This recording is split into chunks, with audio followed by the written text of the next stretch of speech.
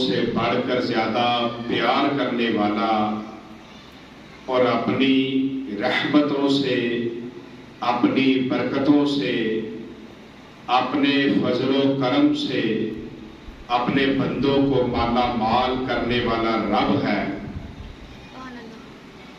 رحمت کاملہ حضرت محمد مصطفیٰ صلی اللہ علیہ وآلہ وسلم پر جو وجہ کائنات، شافی روز شمار، جو بے بسوں کے بس، جو بے کسوں کے کس، جن کا ذکر بے چین دل کا چین اور بے قرار دل کا قرار، یتیموں کے والی اور مسکینوں سے محبت کرنے والے، اور آپ کی آل اور صحاب پر بہت زیادہ سلامتی ہو جو روشن چراغوں کی مانند ہیں۔ آج جمعۃ المبارک کا ببرکت دن ہے۔ اللہ تبارک و تعالیٰ کی بارگاہ میں دعا ہے کہ آج کے دن اپنی اترنے والی رحمتیں، اپنی برکتیں، اپنے فضل و کرم سے مجھے، حاضرین کو اور امت مسلمہ کو مالا مال فرمائے۔ دوران خطبہ قرآن مجید کی تھوڑی سی تلاوت کا شرف حاصل ہوا، جس میں فرمان علی شان ہے، ایاک نعبد و ایاک نستعین، کہ مومن دعا کرتا ہے کہ اللہ ہم تجھ ہی سے مدد مانگتے ہیں، اے اللہ ہم تیری ہی عبادت کرتے ہیں اور تجھ ہی سے مدد مانگتے ہیں۔ اب عبادت بھی اللہ کی اور مدد بھی اللہ سے ہی مانگنی چاہیے۔ اللہ تبارک و تعالیٰ جو بڑا مہربان ہے، آج کل ماہ محرم الحرام کے دن ہیں، تو ان دنوں کے اندر امام حسین رضی اللہ تعالیٰ عنہ آپ اپنے پورے خاندان کے ساتھ شہید ہوئے، اپنے پورے خاندان کو اسلام کے لیے، دین کے لیے قربان کیا۔ امام حسین رضی اللہ تعالیٰ عنہ آج آپ کے چند زندگی مبارکہ کے واقعات بیان ہو گئے کہ حضرت امام حسین رضی اللہ تعالیٰ عنہ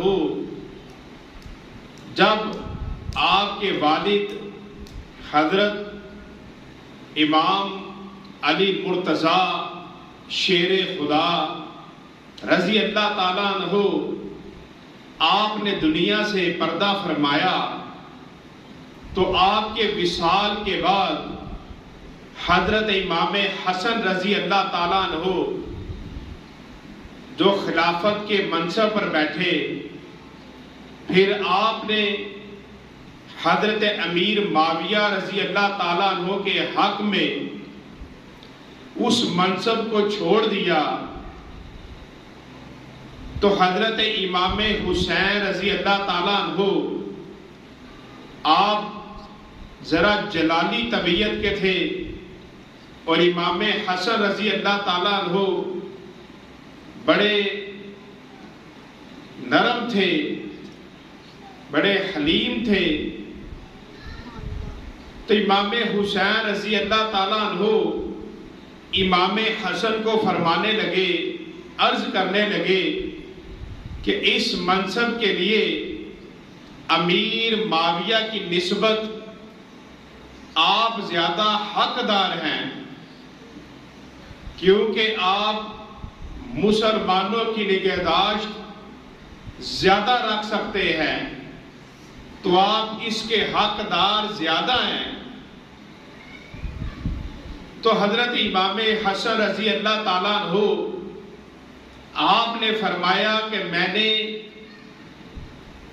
اس منصب کو حضرت امیر معاویہ رضی اللہ تعالیٰ عنہ کے لیے چھوڑ دیا ہے، اس لیے کہ مسلمانوں کے درمیان کوئی خون ریزی جنگ نہ ہو، مسلمانوں کے درمیان کوئی لڑائی جھگڑا نہ ہو، تو آپ نے اس لیے اس منصب کو چھوڑ دیا اور آپ نے امام حسین رضی اللہ تعالیٰ عنہ کو فرمایا کہ اب آپ بھی خاموش ہو جائیں، اب آپ دوبارہ اس طرح کی بات نہ کریں۔ تو حضرت امام حسین رضی اللہ تعالیٰ عنہ اپنے بڑے بھائی امام حسن کی رائے کے پیش نظر اپنے مطالبے سے دستے کش ہو گئے۔ تو حضرت امام حسین رضی اللہ تعالیٰ عنہ آپ بڑی شان والے تھے۔ آپ کے بھائی حضرت محمد بن حنفیہ رضی اللہ تعالیٰ عنہ تھے، جو آپ کے ستیلے بھائی تھے، حضرت علی رضی اللہ تعالیٰ عنہ کے بیٹے تھے۔ تو ایک دن امام حسین اور محمد بن حنفیہ آپ کے درمیان لڑائی ہو گئی۔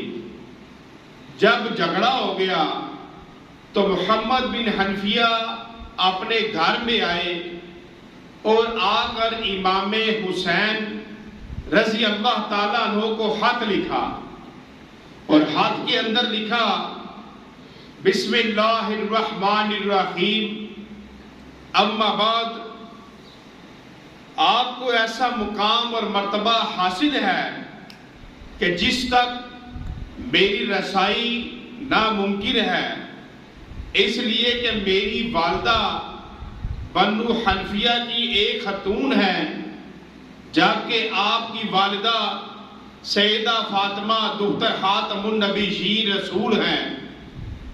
اگر میری والدہ جیسی عورتوں سے زمین بھر جائے پھر بھی آپ کی والدہ کے برابر نہیں ہو سکتی، لہذا اس مقام و مرتبے کی بنا پر میرا مکتوب پڑھتے ہی مجھے راضی کرنے کے لیے میرے ہاں چلے آئے، کہیں ایسا نہ ہو کہ جس فضیلت کو پانے کے لیے آپ مجھ سے زیادہ حقدار ہیں میں اس میں پہل کر جاؤں۔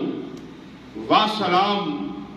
سیدنا حسین نے جب یہ خط پڑھا تو فوراً محمد بن حنفیہ کے گھر آئے اور ان سے راضی ہو گئے۔ یہ رضامندی کا انوکھا انداز تھا، اور اس سے سیدہ فاطمہ کی فضیلت بھی واضح ہوتی ہے۔ ایک تو یہ پتہ چلا کہ اگر دو بندے ناراض ہو تو جو پہلے منانے کے لیے چلا جائے اللہ تبارک و تعالیٰ کی طرف سے اس کو زیادہ اجر ملتا ہے، اس کو زیادہ ثواب ملتا ہے، اور اللہ تبارک و تعالیٰ کی وجہ سے اس کی شان زیادہ بلند ہے کہ جب دو بندے ناراض ہوں تو جو پہلے منانے کے لیے چلا جائے اس کو اللہ کا قرب زیادہ نصیب ہوتا ہے، وہ زیادہ شان والا ہے۔ اور سیدنا حسین مصائب میں بہت زیادہ صبر کرنے والے تھے، جب بھی مشکلات اور آزمائشیں درپیش ہوتی تو ثابت قدم رہتے، بڑی بہادری سے ان کا سامنا کرتے، نہ ہی غضبناک ہوتے، نہ مایوس ہوتے، نہ وویلا کرتے اور نہ ہی عاجز آتے۔ اللہ تعالیٰ نے جو مقدر فرمایا ہوتا اسی پر راضی رہتے، اور جو مصیبت بھی ان پر نازل ہوتی اپنے لیے اللہ کی طرف سے اس کے اختیار کرنے پر مطمئن رہتے۔ راوی حضرات روایت کرتے ہیں کہ حضرت امام حسین کا لڑکا فوت ہو گیا مگر آپ پر رنج و غم کے کوئی آثار ظاہر نہ ہوئے۔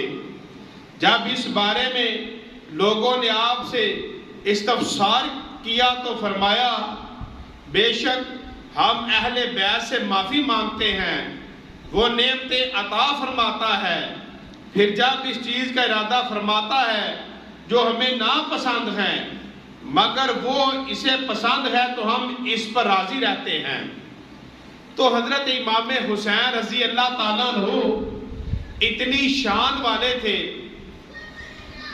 اور آپ زیادہ تر خاموش رہتے تھے۔ آپ کا مزاج تھا کہ آپ زیادہ تر خاموش رہتے تھے، یعنی زیادہ نہ بولتے، لیکن جب بولتے تو بولنے والوں پر سبقت لے جاتے۔ وہ ہمیں فضول باتوں سے دور رہنے کی تعلیم دیتے تھے، یعنی جو فضول باتیں ہوتی ہیں جن کا کوئی مقصد نہیں ہوتا یا جن سے کچھ حاصل نہیں ہوتا، تو وہ فرماتے تھے کہ ان باتوں کا کوئی فائدہ نہیں، تو ایسی باتیں نہ کرو جس سے وقت ضائع ہو جائے، تو وہ بات کرو جس بات کا اپنے کو بھی فائدہ ہو اور سامنے والے کو بھی فائدہ ہو۔ وہ بات کبھی نہ کرو جس کا خود بھی فائدہ نہ ہو اور سامنے والے کو بھی فائدہ نہ ہو۔ تو یہی خاتم النبیین نبی کریم صلی اللہ علیہ وآلہ وسلم کا طریقہ تھا۔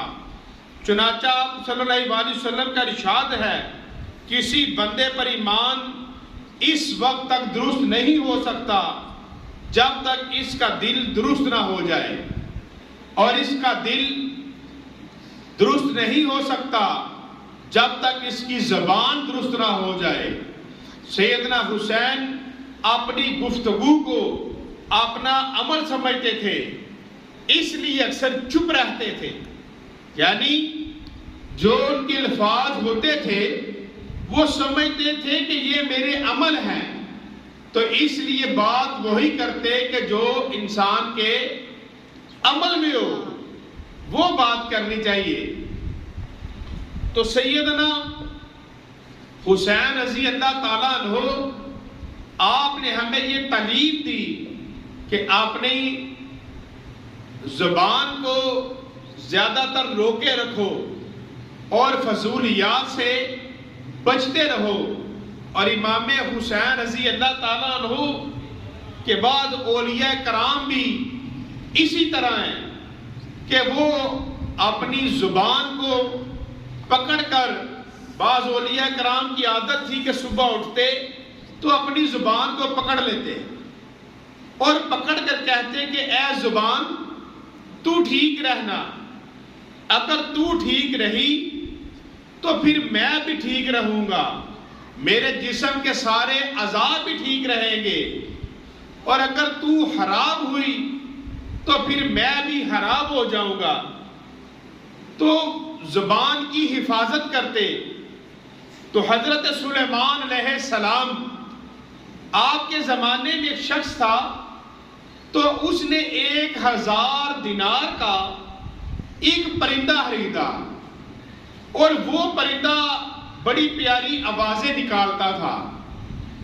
تو ایک دن وہ پرندہ جس پنجرے کے اندر تھا اس کے اوپر ایک اور پرندہ آیا اور زور زور سے چیخا اور چلا گیا۔ تو اس کے بعد وہ پرندہ نہ بولا۔ وہ شخص بڑا پریشان ہوا کہ یہ تو اتنی پیاری آوازیں نکالتا تھا، آج یہ اتنا خاموش ہو گیا ہے۔ تو وہ شخص حضرت سلیمان علیہ السلام آپ کی بارگاہ میں حاضر ہوا اس پرندے کو لے کر، اور آ کر کہنے لگا کہ اللہ کے نبی، یہ پرندہ پہلے بڑی پیاری پیاری آوازیں نکالتا تھا، اور ایک پرندہ اس کے اوپر آیا، وہ چیخا اور چلا گیا، تو اس کے بعد یہ خاموش ہو گیا۔ تو حضرت سلیمان علیہ السلام جو جانوروں کی بولیاں سمجھتے تھے، جو پرندوں کی بولیاں سمجھتے تھے، اس سے پوچھنے لگے کہ تو کیوں نہیں بولتا؟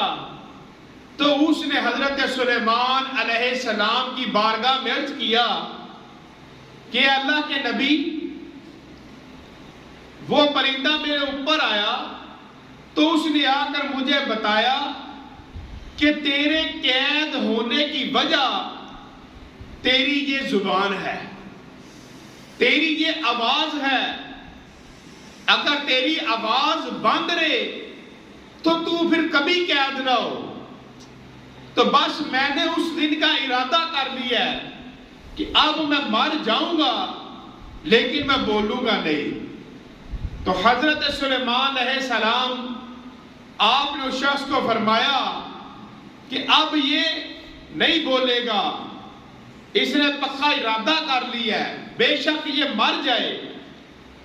تو اس نے کہا کہ اللہ کے نبی، میں نے تو اس کو 1000 دینار میں اس لیے خریدا تھا کہ اس کی آواز بڑی پیاری تھی، اب جب یہ بولے ہی نہ تو مجھے اس کا کیا فائدہ۔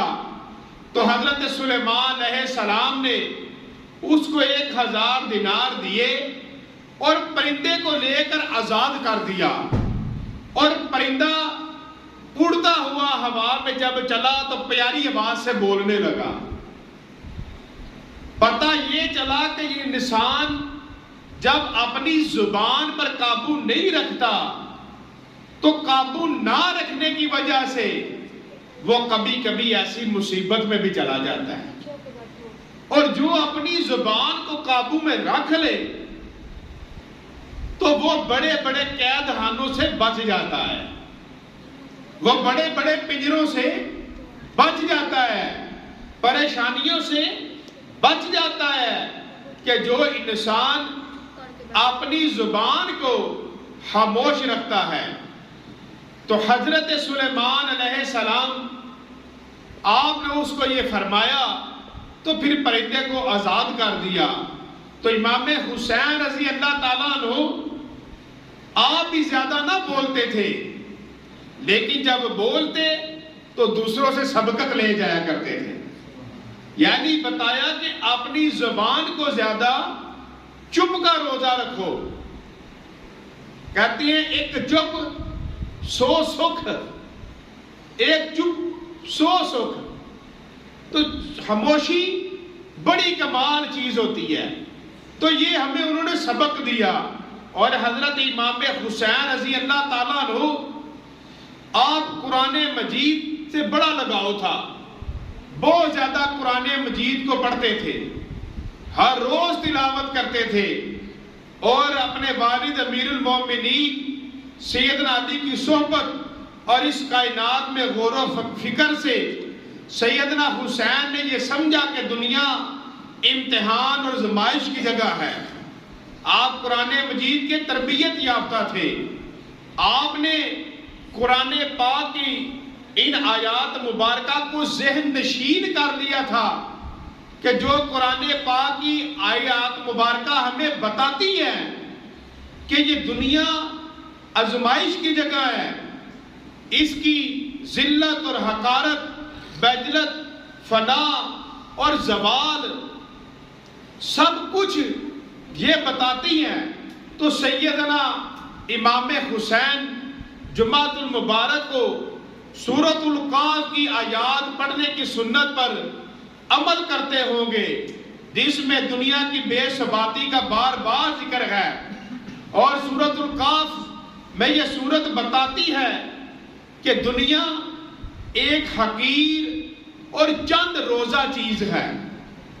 یہ دنیا ایک حقیر اور چند روزہ چیز ہے، اس کی نعمتیں اور تن آسانیاں ختم ہونے والی ہیں، مال اولاد لوگوں کے لیے دنیا کی زیب و زینت ہیں، اور دنیا کی ہر زینت ختم ہونے والی ہے، اس لیے اس پر فخر کرنا عقل مندی نہیں۔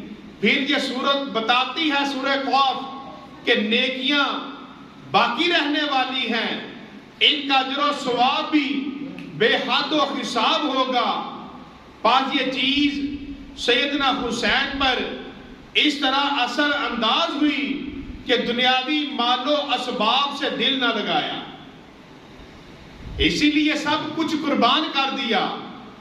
سیدنا حسین، اور حقیقت میں آپ کی تربیت بھی تو نبی علیہ الصلوۃ والسلام کی گود مبارک کے اندر ہوئی کہ کریم آقا علیہ الصلوۃ والسلام کا فرمان علی شان ہے کہ لجپال فرماتے ہیں کہ یہ دنیا اگر مچھر کے پر کے برابر بھی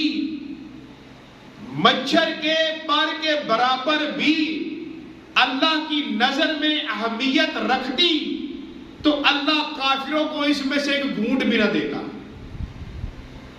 اگر اتنی بھی، بلکہ حدیث مبارکہ میں آیا کہ اگر ایمان والوں کا ایمان کمزور پڑنے کا ڈر نہ ہوتا کہ ان کا ایمان کمزور پڑ جائے گا تو اللہ تبارک و تعالی مشرکین اور کافروں کو اتنا مال دیتا کہ ان کے گڑھوں کی سیڑھیاں اور سامان بھی سونے کا ہوتا. کتنا اللہ ان کو دیتا. پتہ یہ چلا کہ اتنا مال و دولت اکٹھا ہو جانا یہ کوئی بات نہیں ہے، کوئی کمال نہیں ہے. کمال وہ ہے جس کے پاس ایمان زیادہ اکٹھا ہو گیا، کہ جس نے ہر روز سونے سے پہلے یہ دیکھا کہ آج اس نے دین کا، نیکی کا کون سا کام تھوڑا سا کل کی نسبت زیادہ کیا ہے. آج میں نے کون سا گناہ جو کل کیا تھا آج میں نے اس کو چھوڑ دیا، کل میں توبہ کر کے رات کو سویا تھا. یہ کمال لوگ ہیں. تو سیدنا حسین بن علی خاتم النبیین کی تربیت یافتہ تھے، اس لیے آپ کا زہد کا اعلیٰ نمونہ تھے. آپ نے زہد کی نہایت عمدہ مثالیں پیش کی. اور حضرت امام حسین رضی اللہ تعالیٰ عنہ بہت شرمیلے اور بڑے صاحب شرم تھے، اور چھوٹی سی عمر میں برہنہ ہونے سے نفرت کرنے لگے. کوئی ناشائستہ بات اور غیر مہذبانہ لفظ زبان سے نہ نکالتے. بعض لوگ ہوتے ہیں نا کہ وہ مذاق کر رہے ہوتے ہیں لیکن مذاق کے اندر یا باتوں کے اندر وہ غیر مہذبانہ واہیات الفاظ میں گفتگو کر رہے ہوتے ہیں. تو امام حسین رضی اللہ تعالیٰ عنہ نے کبھی ایسی بات نہ کی، اور کبھی ایسے بندے کے پاس بھی نہ بیٹھے جو غلط زبان کا استعمال کر رہا ہو. اگر کوئی کر رہا ہوتا تو اس کو برا جانتے، اور جب انسان کسی کو برا جانتا ہے تو اس کو روک دیتا ہے، کہتا ہے بھائی بے حیائی کی بات نہ کر، حیا کے اندر رو. بعض لوگ بات عام کر رہے بھی ہوتے ہیں لیکن وہ بے حیائی میں چلے گئے ہوتے ہیں، حیا کو چھوڑ دیا ہوتا ہے. کریم آقا علیہ الصلوۃ والسلام نے فرمایا اگر تیرے اندر حیا نہیں ہے تو پھر تو جو مرضی کر. قرآن میں بھی یہی آیا کہ اگر تیرے اندر حیا نہیں ہے پھر تو جا جو مرضی کر. یعنی جب حیا نہیں ہے تو وہ انسان نماز پڑھے، قرآن پڑھے، صدقے خیرات کرے، جو مرضی کرے، اس کا کیا فائدہ ہے؟ اس انسان کو کوئی فائدہ نہیں ہے جس کے اندر حیا نہیں ہے. اور جس کے اندر حیا ہے اس کے بارے میں فرمایا وہ ایمان والا ہے. اب اس کا تھوڑا عمل بھی اللہ زیادہ اجر عطا فرمائے گا کہ یہ حیا والا ہے، اور جس کے اندر حیا نہیں ہے اس کا کچھ بھی قبول نہیں ہے. اور جس کے اندر حیا ہے وہ ایک دانہ دے گا، وہ ایک دانہ اللہ کی راہ میں دے گا تو اللہ تعالیٰ دنیا میں بھی اور قیامت والے دن بھی احد پہاڑ کے برابر اس کو اجر عطا فرمائے گا کہ وہ ایمان والا تھا، اس نے اخلاص کے دے دیا. اور سیدنا حسین بہت دیندار تھے. آپ امانت کی ادائیگی میں بھی ذرا بھی تاخیر نہیں کرتے تھے، اور دوسرے کی رقم بلا اجازت استعمال میں لانے کو ممنوع سمجھتے تھے. اب اس بات کا مطلب یہ ہے کہ اگر کوئی بندہ آپ کے پاس آئے اور آ کر آپ کو کہے کہ یہ امانت ہے فلاں تک پہنچا دو، اب اس کی امانت کو، اس کی چیز کو، اس کے پیسوں کو، اس کی چیز کو یہ سوچ کے استعمال میں نہ لاؤ کہ وہ آئے گا تو میرے پاس ہو رہا ہے میں اسی وقت نکال کے دے دوں گا، نہیں، اس کو علیحدہ سنبھال کے رکھ دو کہ یہ اس کی امانت ہے، یہ کاغذ یہ نوٹ بھی اس کے ہیں، یہ چیز اس کی ہے، یہ جو سامان پڑا ہوا ہے اس کی امانت ہے، اس کو میں اپنے استعمال میں نہیں لا سکتا کہ ابھی وہ مجھے بائک کی چابی امانت کے طور پر پکڑا کے دیا تو میں اس کو بھی نہیں چلاؤں گا، یہ امانت ہے، میں اس کی دیکھ بھال کروں گا۔ تو امام حسین کی حفاظت فرمایا کرتے تھے۔ تو امانت کے اندر خیانت کبھی نہ کرو۔ ہاں اگر ایسا ہو کہ انسان کو کچھ بندہ پیسے پکڑاتا ہے، یہ میرے رکھ لے، اور وہ آئے گا تو اس کو دے دینا، تو وہ اس سے اجازت لے لے کہ بھائی میں ان کو اپنے پیسوں میں کے ساتھ رکھوں گا، مل جائے یا مجھے ضرورت پڑے تو میں خرچ کر لوں، لیکن جب وہ آئے گا میں اسی وقت دے دوں گا۔ تو اگر اس طرح اجازت لے تو اجازت ہے، اگر اس طرح باقاعدہ طور پر اجازت نہ لی تو وہ امانت میں خیانت کرے گا۔ اور امام حسین رضی اللہ تعالیٰ عنہ، آپ سے کسی نے پوچھا کہ حضور یہ بتائیں منافق کون ہے، کس کو منافق کہا جاتا ہے؟ آپ نے فرمایا جو امانت کے اندر خیانت کرتا ہے وہ منافق ہے، وہ منافق ہے۔ تو منافق بروز حشر جہنم کے اندر سب سے آخری گڑھے کے اندر منافق کو پھینکا جائے گا، کافر بھی اس سے اوپر ہوگا اور منافق سب سے نیچے ہوگا، کیونکہ وہ منافق تھا۔ تو امام حسین رضی اللہ تعالیٰ عنہ جب کربلا کی طرف بھی جانے لگے تو آپ کے پاس اس وقت بھی لوگوں کی امانتیں موجود تھی، تو آپ نے سب کو دے دی، اور جو رہ گئی وہ ذمہ لگا کے آئے کہ ان کو پہنچا دے۔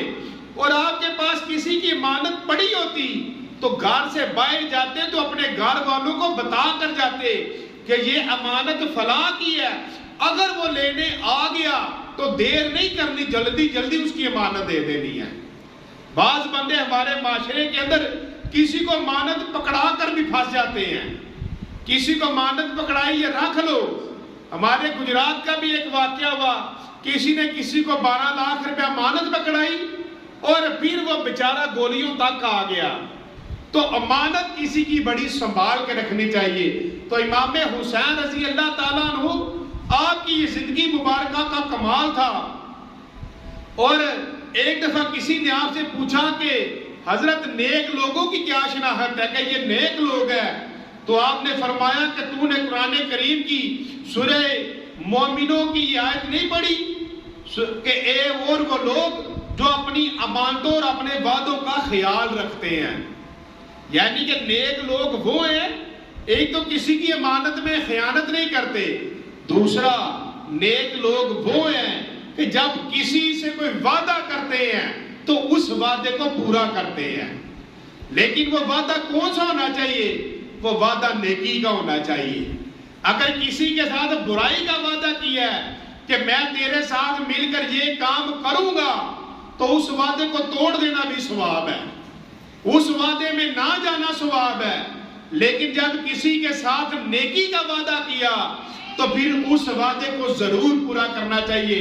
اور قرآن مجید کے اندر بھی یہی ہے کہ نیکی کے کاموں میں ایک دوسرے کی مدد کرو، ایک دوسرے کے ساتھ تعاون کرو، ایک دوسرے کے ساتھ چلو، لیکن برائی میں کسی کے ساتھ کبھی نہ دو، کسی کا ساتھ برائی میں کبھی نہ دو، اس سے دور ہو جاؤ، بلکہ اس کو کہو اگر تو میرا دوست ہے تو برائی کو چھوڑ دے۔